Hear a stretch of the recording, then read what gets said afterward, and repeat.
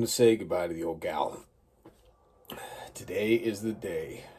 I've replaced my Collis, much beloved, but there's some things that I really wanted in a new optic, and I got a killer deal from my buddies at MVM Long Range out in Punxsutawney, Pennsylvania. Big shout out to you guys. Really saved the day. Ready? Oh yeah. So, before we go into that bad boy, we're going to go into why I upgraded from this optic, which I will tell you right now, this Collis 6-24 has been my favorite optic of the decade. But, you know, I think the kids call it a glow up these days. It's time to glow up from this to a Schmidt. I'll tell you what I really loved about it first, before anything. Number one is it's very clear glass. It's exceptional. It's that $3,000 price point piece of glass. And if you get a 5-25 or the 6-24, you're going to be happy with it. Some people have some, chromatic aberrations or whatever in them, but you know, that's just, I personally think, with the human eye and whatnot. So, you can see my auto trickler. Boop. Going through this whole scope, number one is that because of the massive length of this scope, and the Schmidt's the same way lengthwise, but the tube on the Collis allows a lot of real estate to mount that optic. So, you can get some short rings or do what I do with a longer spur mount, and that longer spur mount allows you to adjust your parallax. We'll get to that in a second. The magnification range is good. My reticle I thought I liked, but I really wanted something upgraded. I have the old Skimmer 2 reticle on here, which is a standard crosshair with a holdover Christmas tree pattern. I'll try to put one in the top corner here. To give you an idea, normal crosshair, Christmas tree, but that Christmas tree only starts after, I think it's about the first mil down, which means on holdover no dial stages where you're dialing, you're not allowed to dial, it's kind of hard to hold over. You're basically just, you have a normal mil dot crosshair, especially if you're like 9/10 over and you need wind's really blowing that day and you need to hold off, you know, a mil, you're just kind of holding off in the air there. So there's that. Some other issues is I'm starting to think that this thing wasn't tracking properly. I'm going to take this and do a dot test with a Voodoo V22 barreled action here as soon as I get it up and running. I got laid off due to the COVID situation. So my buddy who's selling me a Voodoo action, sorry, I'll get you the money probably mid-June, if not earlier. I'm hoping earlier, as soon as my reimbursement check comes in from unemployment. The dials are very positive. I always like them. The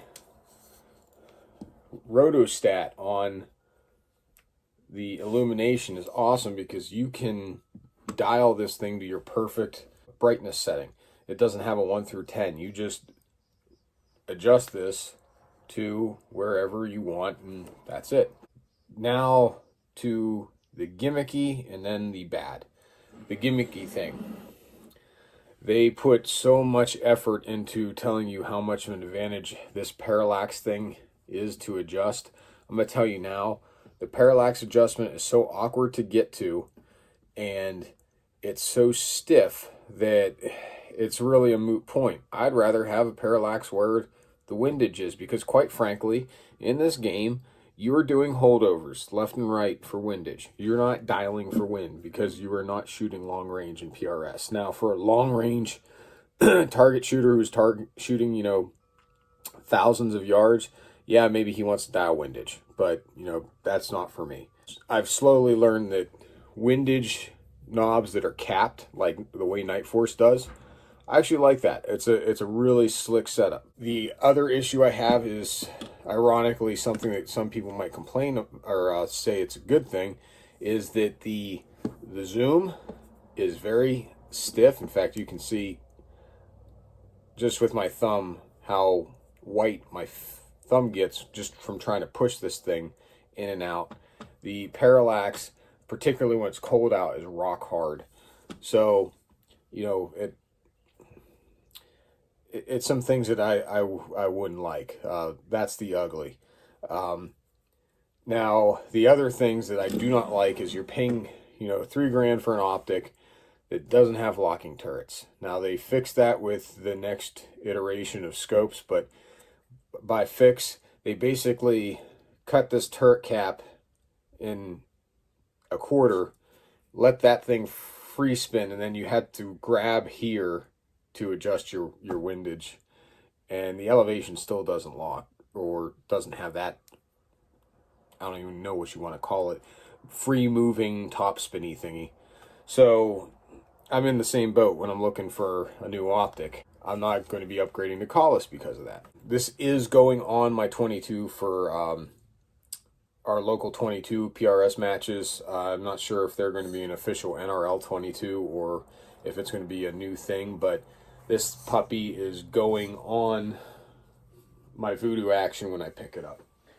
Now, the Schmidt, which I will say now is one of the most German designs I've ever seen.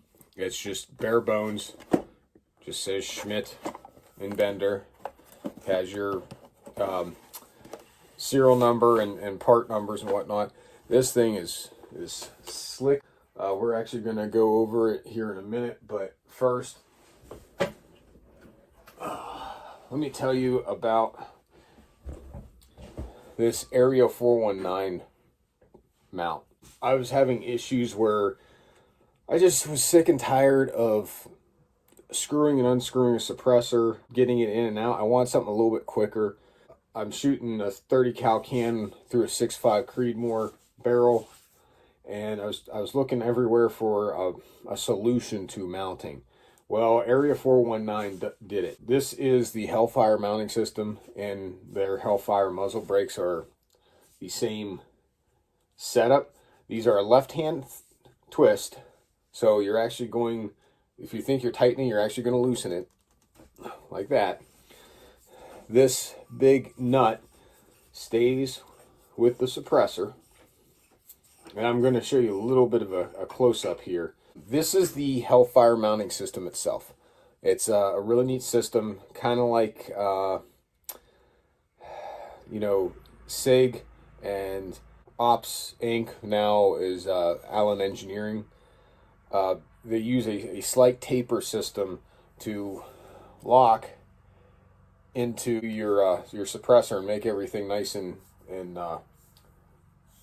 straight. They use an O-ring, which they said lasts for a long while, and they give you a spare one just to use. And that O-ring helps seal between this nut and the inside of the suppressor. And it's a left-hand thread, and it's a lot shorter of a thread. So when you go to place this on, you push it down, start loosening it to tighten it, and, you know, 5 full turns, and it's tight. Take that puppy off for now. But yeah, that's the Hellfire system. I really like it. It's from Area 419. For as far as I'm concerned, they're one state away, so they're a local guy. They support our PRS sport. They have some really, really cool ideas and designs, so please go check them out. It's clear for all you safety Nazis. This is the Schmidt & Bender PM2 5 to 25. Ain't that a beauty? This was sold to me by Nick at MVM Long Range. If you need any long range shooting supplies, if you need actions, if you need barreled actions, if you need like MDT chassis, call him up. He'll set you up. Tell him Derek sent you. And so we'll go through this. Number one is that the optic itself that is being replaced from the Collis is about a 1/2 inch longer, which, great, you know, just what I need, longer optic. It has your traditional elevation here, your windage over here. It is not on the shooter side. Your shooter side has a nice gigantic parallax knob, which we'll show you later, as well as an illumination. This is the MTC, which stands for more tactile clicks. Locking turrets, LT, and double turn. For the locking feature, it's just a simple up or down. Down is locked, up is unlocked. Your turrets, see how it just clicked? Stopped again, stopped again.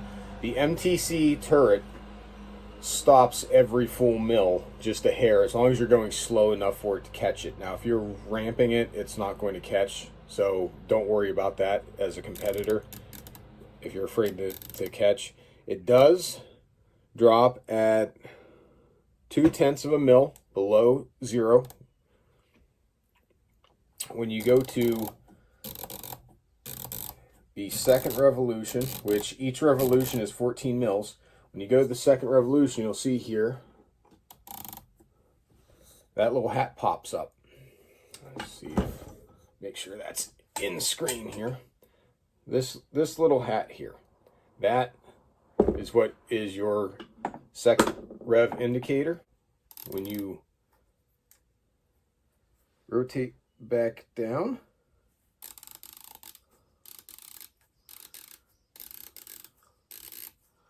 it goes completely flush. Now, without looking, I was able to hit 0 and then add 0.2, and it stopped. Lock it in.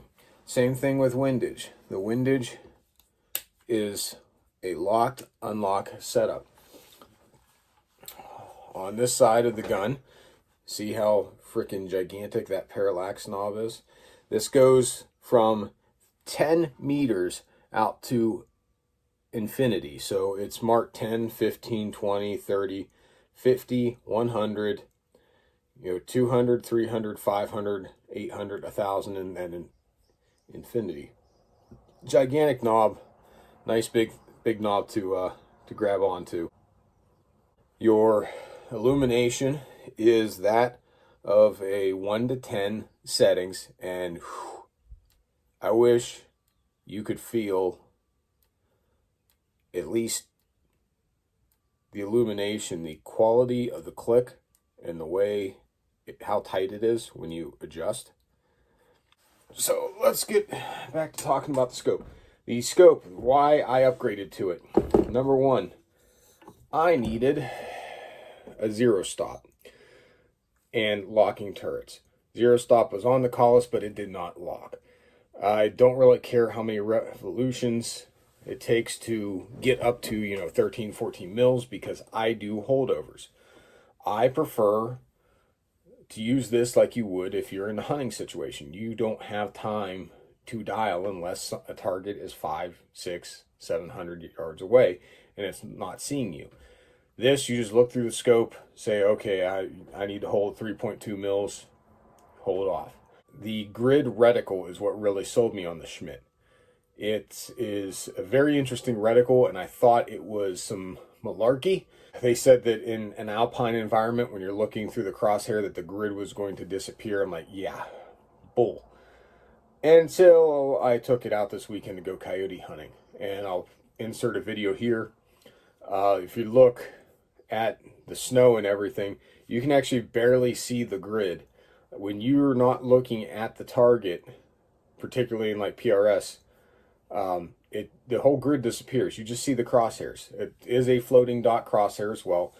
It has 0.5 mil dots in between on your windage, but more importantly, the grid has hold unders and overs. So on no dial stages, you can dial, you're going to have, a 600 or 700 yard shot on a no dial stage. And if you need to do a hold under for some reason, I don't know why, but you're going to be able to hold under with windage, which you've never really been able to do with any other scope, at least from what I've seen. That was the key feature that really sold me on it. And then I'm like, man, I've always wanted a Schmidt PM2. Like, you're telling me I get locking turrets and all this for well under $3,500. MSRP's $3,499. I won't tell you how good of a discount my buddy gave me, but it was to the point where I will probably go there and buy several more scopes off of him. The knick-knack paddywhack. Let's see here. Number one, this dial for your illumination, I would really like the Collis one. If I could take anything from Collis and pop it on to the Schmidt, it would be the dial for your illumination. I really like fine-tuning it. I find it when I'm doing coyote hunting at night, sometimes I'm just in between dials where one like really blooms in my eyes and the other I can barely pick up. Now I will say with the illumination, the whole scope is not illuminated, just certain dots. Like your crosshair, I do believe it's 1 mil on each side, top and bottom too, and then they actually do illuminate your 5th and 10th mil holdovers. So it's a really well thought out illumination. What I love is the locking turrets, the gigantic parallax knob, which is, it does ooze quality. When you move this, it's just right. It's not too tight, it's not too loose. It's just everything you need. And the grid reticle, that's what sold me on this puppy. I took it out the last weekend, or 2 weekends ago for competition. Actually, no, Monday we were out. It's been a long week. And I ended up placing 7th place out of 42 or 43 guys. I mean, for a guy who's came in second to last, I think three practice leagues ago, that's pretty damn good. People want to know about the zeroing process on this dial. I'll say that Euro Optics did about the best video on that, but how you zero it once you get everything zeroed, which by the way, it only took me 9 shots to zero this scope. When you find your zero, you're going to actually put it in the lock position. That's going to expose 2 Allen screws here and over here. Do not try to remove this sealed screw here. You know, that's factory. You're going to back out those screws. I do 3 or 4 full turns. Get that thing so it's actually sticking out of the lock, or just barely sticking out. Then you're going to pop it unlocked, adjust it all the way to 0. Now it will click. You have to remember that. It's going to click when you move it. That is not moving the internal adjustments. It's just the turret. You're going to move it to 0, lock it back down. And this is the really cool thing about the Schmidt. When you lock it, that is going to guarantee that you do not slip the turret while you're trying to tighten it down. That's something that is well underplayed on a lot of other scope manufacturers. Like I don't like the way Night Force, where you have to like push down the scope cap after you fully removed it. I don't like taking the scope cap off. It bugs me. Once you get everything zeroed in, for me, I don't touch it. I just do all pure holdovers. This is exactly the scope that I've been dreaming of for years. The only other thing that I can think of that the Schmidt has that I don't like is I was not aware that the PM2, unlike their high power PM2 and their 3 to 27, does not have that nice elongated milled gill, I guess you could say, zoom ring. This is a semi-rigid rubber on this zoom, which I guess is okay because it gives you more tactile feel, but I'm kind of worried about it wearing over time. We'll see. It might not. You know, PM2s have been around forever. This scope design has been around almost longer than I have. This is a 20-year-old design, and for it to still be kind of the leading design and scope manufacturers up until 2 or 3 years ago, you know, when Tangent Theta and Zero Compromise started to come out, that says a lot, and this still holds up compared to those guys. So if you want something for long range shooting, I would absolutely check out the Schmidt Inventor PM2. with the new grid reticle. So if you like this content, please like and subscribe. I'm going to have a lot more videos out there coming soon. The content's going to start rolling out here because competition season's coming, and there's going to be plenty of videos of me shooting. Lots of reviews. I already talked about the Schmidt. Up next, I'm going to start talking about my AI and how much I've upgraded it throughout the years. This is kind of its final iteration or form. It's as much as I want to take the AI system. So I'm going to be putting out a video about the AI here probably this week. Otherwise, you know, keep shooting, keep practicing, keep learning, keep pushing yourself. Derek out.